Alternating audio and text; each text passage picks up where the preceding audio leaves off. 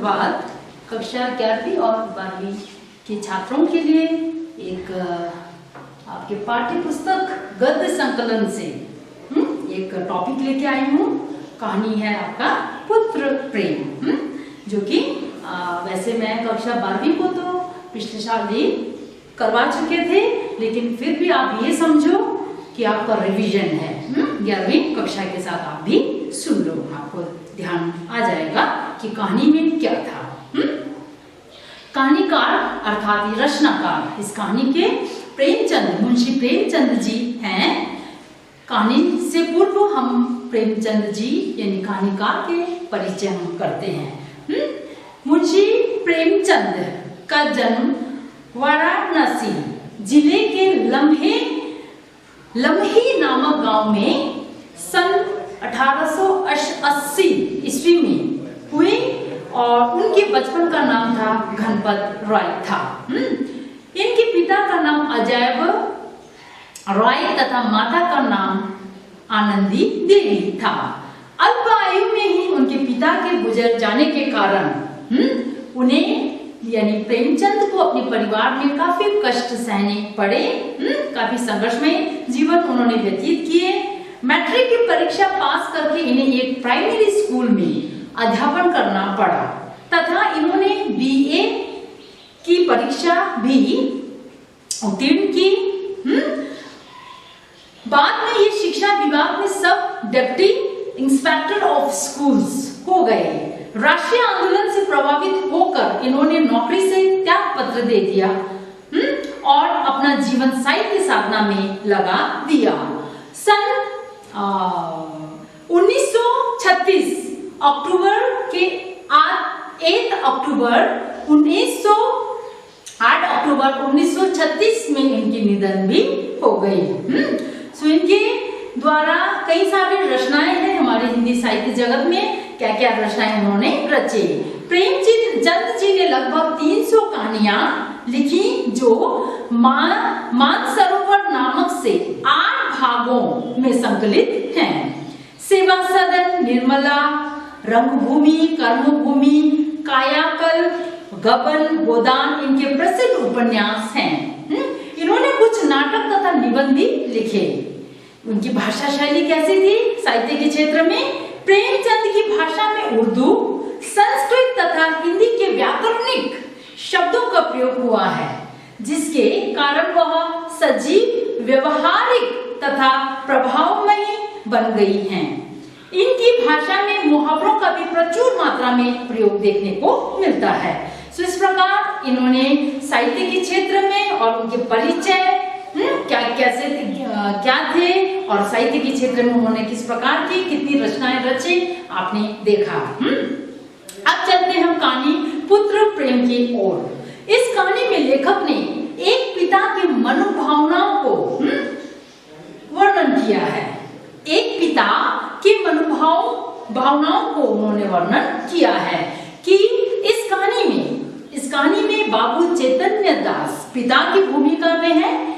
उनके 2 पुत्र होते हैं, एक बड़ा पुत्र और दूसरा छोटा पुत्र। उनके नाम अभी आ जाएंगे। दोनों पुत्र उनके थे और वो आपके नौकरी से कहे जाए तो पेशे से वो एक वकील थे। वकील के साथ साथ 2-3 जगह में उनके जमींदार भी थे और इतने कुछ मानी संपन्न होते हुए भी वो फिजूल खर्चों से बचते हैं। फिजूल बेकार के खर्चों से वो बचते हैं, अननेसेसरी है ना, खर्चे से वो बचते हैं। और यहाँ तक कि वो अपने बड़े बेटे से काफी उम्मीदें लगाई बैठता है। पढ़ाई के क्षेत्र में वो बुद्धिमान भी थे और उसके चलते वो काफी बड़ी उम्मीदें लगा बैठते हैं और अचानक उनकी उम्मीदों में पानी भर जाता है। बड़ा बेटा को बीमारी पकड़ लेता है, एक बीमार जो अत्यधिक ज्वर रानी के कारण है ना, उस बीमार से वो जकड़ जाता है और उस बीमार के इलाज के चलते डॉक्टर ने उन्हें सलाह दी कि उन्हें कहीं यानी बाहर फॉरेन के इटली के एक अच्छे सैनिटेरियम में उन्हें भेजने की उन्हें सलाह देते हैं। किंतु उनका डॉक्टर का कहना है, सलाह के दौरान डॉक्टर का कहना है कि मैं ये नहीं कह सकता कि ये गारंटी है ना, इसमें यानी इस सलाह में कोई गारंटी है मैं नहीं कह सकते, है ना। लेकिन इनके पिता पूछते हैं कि इसके अंतर्गत खर्चा कितने लगेंगे, 3000 के करीब उस समय के समय है ना, 3000 के करीब बताते ही, और गारंटी भी नहीं है, ये सोच के बाबू चैतन्य दास पीछे हट जाते हैं। यानी इसी प्रकार इन्हीं व्यवहार, इन्हीं उनके व्यक्तित्व से पता चलते हैं कि वो फिजूल खर्चों से बचते हैं। कुछ खर्च ऐसे होने चाहिए जिससे उनको फायदा हो। अपने बेटे यानी अपने बेटे को भी यहाँ दाव पे लगा देते हैं, है ना, खर्च के चलते। वो उस खर्च करने के बावजूद अगर मेरा बेटा नहीं बचा तो धन व्यर्थ हुई, है ना, धन खर्च करने का यहाँ कोई अर्थ ही नहीं, है ना। सो इस प्रकार वो हर चीज में आर्थिक अर्थशास्त्र से वो जोड़ देते थे, इकोनॉमिक वे में वो चलते थे। सो इसी प्रकार वो इसी के चलते वो अपने बेटे को भी खो देते हैं। यानी इतने धन संपन्न होते हुए भी, है ना, व्यक्ति की मन में, व्यक्ति की सोच विचार में किस प्रकार की भावनाएं उभरती है। देखते हैं कहानी के द्वारा हम आगे कि क्या है। मैं कहानी शुरू करती हूँ। बाबू चैतन्य दास ने अर्थशास्त्र खूब पढ़ा था, अर्थशास्त्र यानी इकोनॉमिक्स खूब पढ़ा था, और केवल पढ़ा ही नहीं था, उसका वो यथा योग्य व्यवहार भी करते थे। पढ़ने के साथ साथ, शिक्षा ग्रहण करने के साथ साथ वो व्यवहारिक रूप में भी, प्रैक्टिकली भी इन को वो अपनाते थे। वे वकील थे, 2-3 गांव में उनकी जमींदारी भी थी, जमीन भी थी, बैंक में भी कुछ अच्छे रुपए थे उनके। यह सब उसकी अर्थशास्त्र के ज्ञान का फल था। जब कोई खर्चे सामने आता तब उनके मन में स्वभावतः प्रश्न होता था, इससे स्वयं मेरा उपकार होगा, मेरा कोई फायदा होगा इस खर्चे से, या किसी अन्य पुरुष का। यदि 2 में से किसी का कुछ भी उपकार ना होता तो वे बड़े ही निर्दयता से उस खर्च का गला दबा देते थे, है ना। गला दबा देना से मतलब उस खर्च से, उस खर्च, फिजूल खर्च करने से वो पीछे हट जाते थे। व्यर्थ को वे विष के समान मानते या समझते थे। अर्थशास्त्र के सिद्धांत उनके जीवन स्तंभ हो गए थे। अर्थशास्त्र के ज्ञान प्राप्ति के कारण, है ना, उन्होंने अपने जीवन में व्यवहारिक तौर पे भी अर्थशास्त्र के ही तरीके से वो जीने लगे थे, और उसी सिद्धांत ही, वही सिद्धांत उनके स्तंभ बन गए थे, उसी में वो चलते थे। बाबू साहब के 2 पुत्र थे। बड़े का नाम था प्रभुदास और छोटे का नाम था शिवदास। दोनों कॉलेज में पढ़ते थे। उनमें केवल 1 श्रेणी का अंतर था, 1 श्रेणी का यानी 1 क्लास का अंतर था। दोनों ही चतुर होनहार युवक थे, किंतु प्रभुदास पर पिता का स्नेह अधिक था। बड़ा बेटा पढ़ने में तेज था, इसलिए पिता उसे ज्यादा स्नेह रखता था। उसमें सद्दुत्साह की मात्रा अधिक थी और पिता को उसकी जात से बड़ी बड़ी आशाएं थी। हर चीज में वो इंटेलिजेंट थे, बुद्धिमान थे। इसी के कारण पिता उसकी इस क्वालिटी के कारण वो बड़ी बड़ी आशाएं लगाए बैठता है कि मैं पढ़ाऊंगा तो ये बड़ा कुछ बनेगा, और जितनी भी धन पढ़ाई में खर्चे हुए वो तो वापस बड़ा बन के लौट आएगा। ये आशाएं लगाए बैठे थे। वे उसे विद्योन्नति के लिए इंग्लैंड भेजना चाहते थे। विद्या के क्षेत्र में और आगे बढ़ने के लिए वो इंग्लैंड उसे भेजना चाहते थे। उसे बैरिस्टर बनाना उसके जीवन की सबसे बड़ी अभिलाषा थी। किंतु कुछ ऐसा संयोग हुआ कि प्रभुदास को बीए की परीक्षा के बाद ज्वर आने लगा, अत्यधिक फीवर चढ़ने लगी, ज्वर आने लगा। डॉक्टरों की दवा होने लगी। 1 मास तक नित्य डॉक्टर साहब आते रहे, पर ज्वर में कमी न हुई। थमने का नाम नहीं ले रहा था, कोई कम होने का नाम नहीं ले रहा था। उसके शरीर में जो ज्वर था, दूसरे डॉक्टर का इलाज होने लगा, पर उससे भी कुछ लाभ ना हुआ। उन्होंने डॉक्टर बदली, लेकिन उस डॉक्टर से भी कोई लाभ नहीं मिला। प्रभुदास दिनों दिन क्षीण होता चला जाता था। दिन ब दिन वो कमजोर होते चले गए। उनके बेटे उठने बैठने की शक्ति ही ना रही ज्वर के कारण, वो खाना भी नहीं खाता था, कमजोरी, दवाइयों की इतनी ज्यादा बढ़ोतरी हो गई थी कि उसकी शरीर उनको संभाल ना सकी, है ना, और वो दिन ब दिन क्षीण कमजोर होते चले गए। यहाँ तक कि परीक्षा में प्रथम श्रेणी में उत्तीर्ण होने का शुभ संवाद सुनकर भी उसके चेहरे पर हर्ष का कोई चिन्ह ना दिखाई दिया। बीए की परीक्षा में उनके प्रथम आने की जो समाचार सुनने के बाद भी उसके चेहरे में कोई प्रसन्नता, कोई मुस्कुराहट नहीं झलक पड़ी। वह सदैव गहरी चिंता में डूबा रहता था, सदैव गहरी चिंता में, सोच में डूबे रहता था। उसे अपना जीवन बोझ सा जान पड़ने लगा था। अपने आप को, मेरा जीवन तो एक बोझ है, मैं बीमार पड़ा हूं, मैं ठीक भी नहीं रहा हूं, मेरे परिवार के लिए तो मैं एक बोझ बन गया हूं। एक रोज चैतन्य दास ने डॉक्टर साहब से पूछा, यह बात क्या है कि 2 महीने हो गए और अभी तक दवा का कोई असर नहीं? डॉक्टर साहब ने संदेहजनक उत्तर दिया, मैं आपको संशय में नहीं डालना चाहता। हाँ, संदेहजनक, हाँ, कोई डाउट, है ना, इस प्रकार की उन्होंने डॉक्टर ने उन्हें सलाह उत्तर दी। मैं आपको संदेह में नहीं रखना चाहता। मेरा अनुमान है कि यह ट्यूबरक्लोसिस है, टीबी, है ना। चैतन्य दास ने व्यग्र होकर कहा, तपेदिक यानी टीबी बीमार, अभी जो हम टीबी से जानते हैं।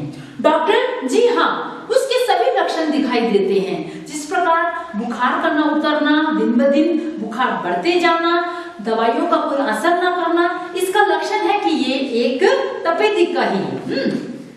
चैतन्य दास ने अविश्वास के भाव से कहा, मानो उन्हें कोई विस्मयकारी बात सुन पड़ी हो, तपेदिक हो गया।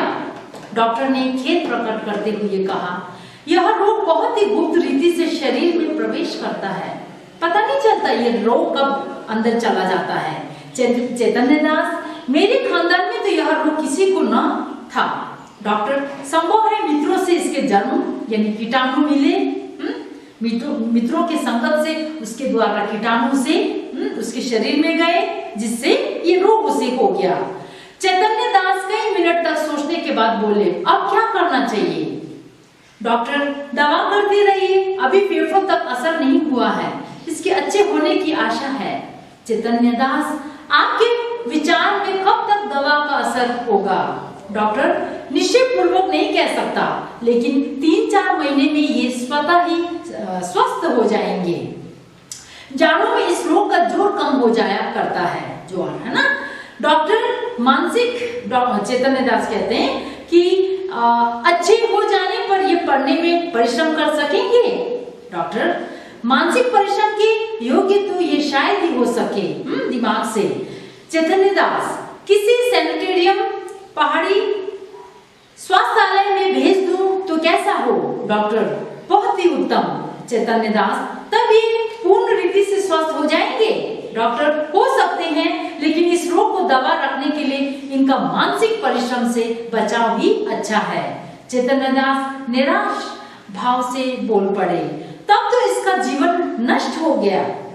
गर्मी बीत गई, बरसात के दिन आए, प्रभुदास की दशा दिनों दिन बिगड़ती गई। वह बहुधा इस रोग पर की गई बड़े बड़े डॉक्टरों की व्याख्याएं पढ़ा करता था, उनके अनुभवों से अपनी अवस्था की तुलना किया करता। पहले कुछ दिनों तक तो वह अस्थिर सा हो गया था, 2-4 दिन भी दशा संभाली रहती तो पुस्तकें देखने लगता और विलायत यात्रा की चर्चा करता, बाहर भेजने की। 2-4 दिन भी ज्वार का प्रकोप बढ़ जाता तो फिर से निराश हो जाता, किंतु कई मास के पश्चात जब उसे विश्वास हो गया कि इस रोग से मुक्त होना कठिन है, तब उसने जीवन की भी चिंता छोड़ दी।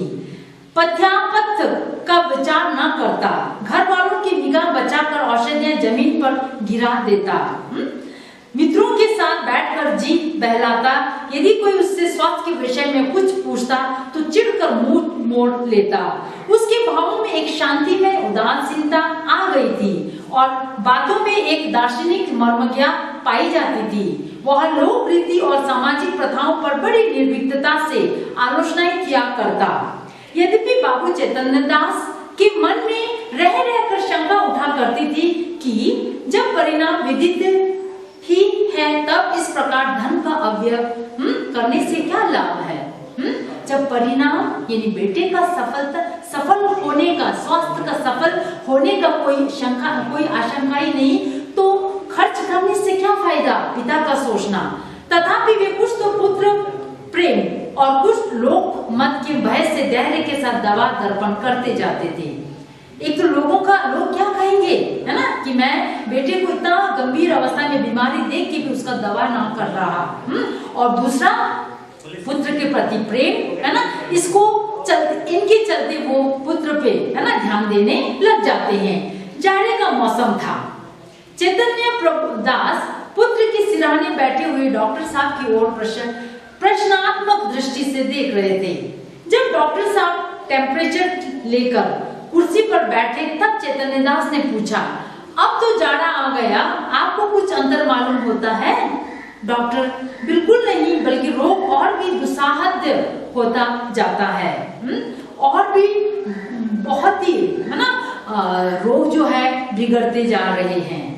चैतन्य दास ने कठोर स्वर में पूछा, तब आप लोग क्यों मुझे इस भ्रम में डाले हुए थे कि जाड़े में अच्छे हो जाएंगे?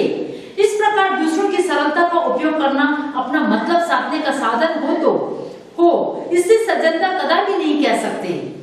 डॉक्टर होने के कारण आपने मुझे तसल्ली दी थी कि ठंडे मौसम में ये बीमार कम हो जाएंगे, हल्के पड़ जाएंगे।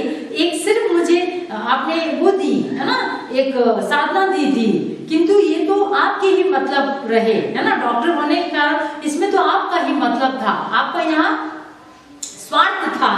क्यों आपने मुझे ऐसा सांत्वना दी? डॉक्टर ने नम्रता से कहा, ऐसी दशाओं में हम केवल अनुमान कर सकते हैं। अभी जो हालत है, बच्चा का जो हालत है, इस हालत में हम सिर्फ अनुमान लगा सकते हैं, और अनुमान सदैव सत्य नहीं होते। आपको जेल पारी अवश्य हुई, पर मैं आपको विश्वास दिलाता हूँ कि मेरी इच्छा आपको भ्रम में डालने की नहीं थी। मैं मानता हूँ आपकी जेब की खर्चा अवश्य हुई इसके दवाई, इसके ट्रीटमेंट के चलते, लेकिन मेरी इच्छा आपको भ्रम में डालने की नहीं थी।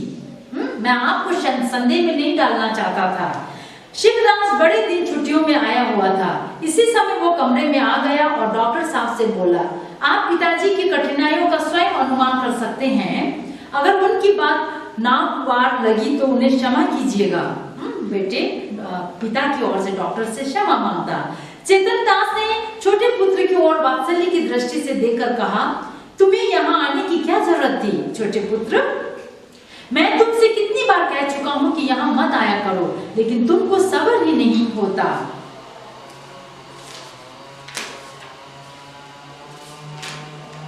सब्र ही नहीं होता। चलिए आज मैं यहाँ तक कराऊंगी, नहीं तो काफी लंबी हो जाएंगे, आपको समझ में नहीं आएंगे और वीडियो भी बड़ा हो जाएगा, आपको देखने में मजा नहीं आएगा। सो समझेगा आज यहाँ तक कहानी में चैतन्य दास यानी बाबू पिता चैतन्य दास की आपने व्यक्तित्व को तो जान ही लिया, और उनके द्वारा जो भी निर्णय लिया जाता है वो आगे देखते हैं, है ना। इस निर्णय के तहत बच्चा का हालत और परिवार कैसा हो जाता है और अंत में वो कैसे हो जाते हैं। उनकी हृदय परिवर्तन में एक समय हृदय परिवर्तन तो हो जाते हैं, लेकिन काफी देर हो चुके होते हैं। सो आगे हम पढ़ेंगे अगले क्लास में। चलिए आज के लिए इतना, थैंक यू।